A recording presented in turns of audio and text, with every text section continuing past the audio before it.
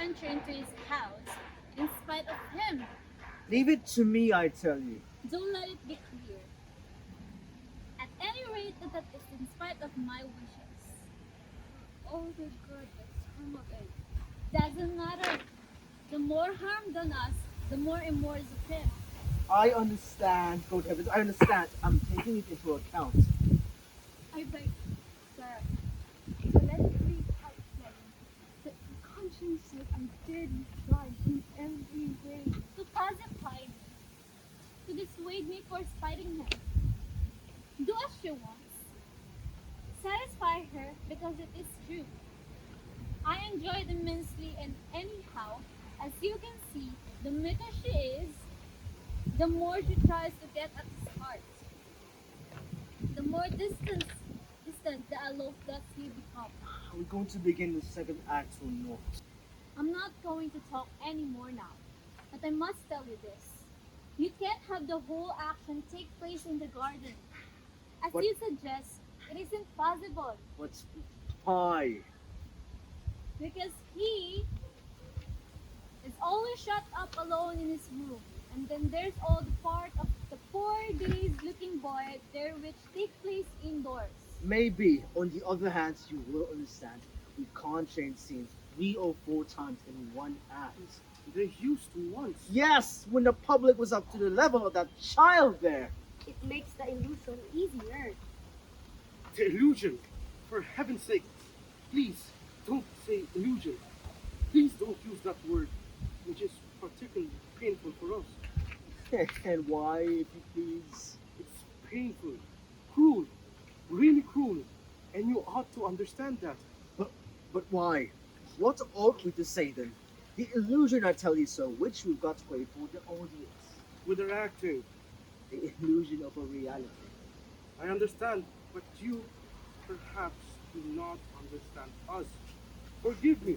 You see, here, for you and your actors, the thing is only, and rightly so, a kind of game. Again, we're not children here. If you please, we are serious actors. I don't deny it. What I mean is the game or play of your art, which has to give, as the gentleman says, a perfect illusion of reality. Precisely. Now, if you consider the fact that we, as we are, have no other reality outside of this illusion. And what does that mean? As I say, sir, that which is a game of art for you is our sole reality. But not only for us, you know. By the way, just to think it over. Well, can you tell me who you are? What? Who am I? I am myself. And if I were to tell you that that isn't true, I should say you are mad. you're quite right to laugh. Because we are all making make-believe here. And you can therefore object that it's only for a joke that the gentleman there, who naturally is himself, has to be me, who am, on the contrary, myself. This thing you see here, you see, I've caught you in a trap. But we've all had this over once before. Do you want to begin again? No, that wasn't my meaning. In fact, I should like to request you to abandon this game of art, which you are accustomed to play here with your actors, and to ask yourself, seriously, once again, who are you? If this fellow here hasn't got a nerve, a man who calls himself a character comes and asks me who I am. A character, sir, may always ask a man who he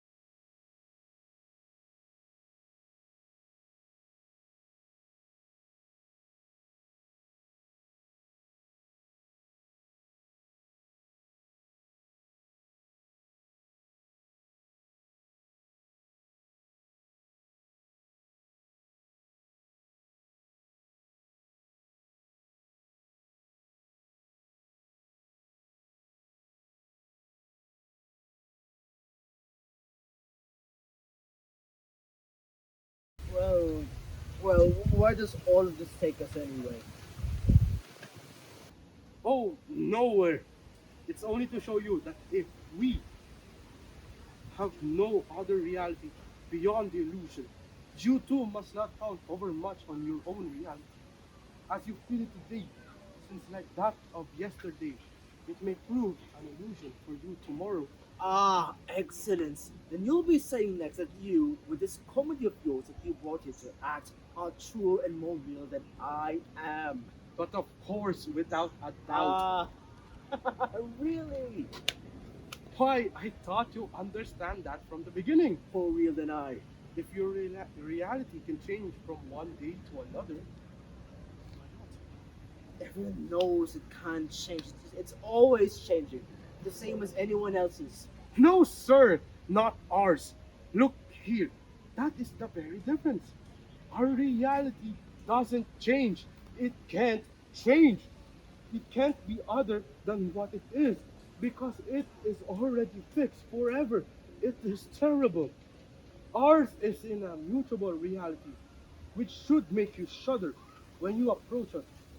If you are really conscious of the fact that your reality is mere transitory and a fleeting illusion, taking this form today and that tomorrow, according to the conditions, according to your will, your sentiments, which in turn are controlled by an intellect that shows them to you today in one manner and tomorrow. Who knows how? Illusions of reality represented in the fatuous comedy of life that never ends nor can ever end. Because if tomorrow, if it were to end, then why? All would be finished. Oh, for God's sake, will you at least finish with this philosophizing and let us try and shape this comedy which you yourself have brought me here? You argue and philosophize a bit too much, my dear sir. You know, you seem to be almost, um, let's say this. Ah, by the way, I think you introduced yourself to me as a, what shall we say, character created by an author who did not afterward care to make a drama of his own creations. It is the simple truth. Nonsense. Cut that out, please. None of us believes it because it isn't.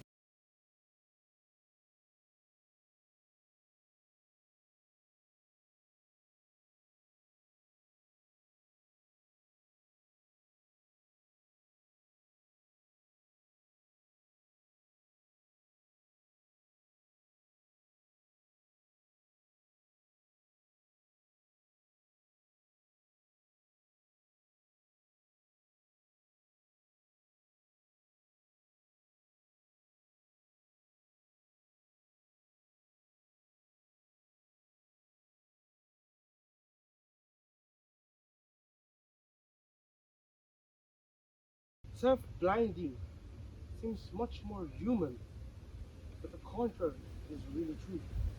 For man never reasons so much and becomes so introspective as when he suffers, since he is anxious to get at the cause of his suffering, to learn who has produced them and whether it is just or unjust that he should have to bear them. On the other hand, when he is happy, he takes his happiness as it comes and doesn't analyze it, just as if happiness were his right. The animal suffers without reasoning about their suffering.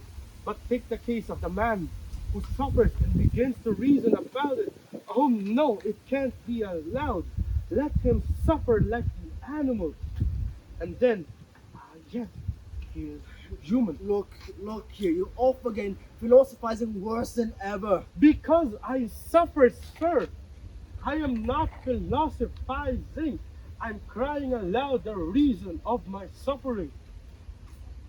I should like to know if anyone has ever heard of a character who gets right out of his part and perorates and speechifies as you do. Have you ever heard of a case? I haven't. You have never met such a case, sir, because authors, as a rule, hide the labor of their creation. When the characters are really alive before their author, the latter does nothing but follow them in their actions, in their words, in the situations which they suggest. And he has the way they will themselves. For there's trouble if he doesn't. When a character is born, he acquires at once such an independence, even of his own author, that he can be imagined by everybody, even in many other situations where the author never dreamed of placing him. And so he acquires for himself a meaning which the author never thought of giving him. Yes, yes, I know this. What is then there to marvel at in us? Imagine such a misfortune for characters, as I have described to you, to be born of an author's fantasy and be denied life by him.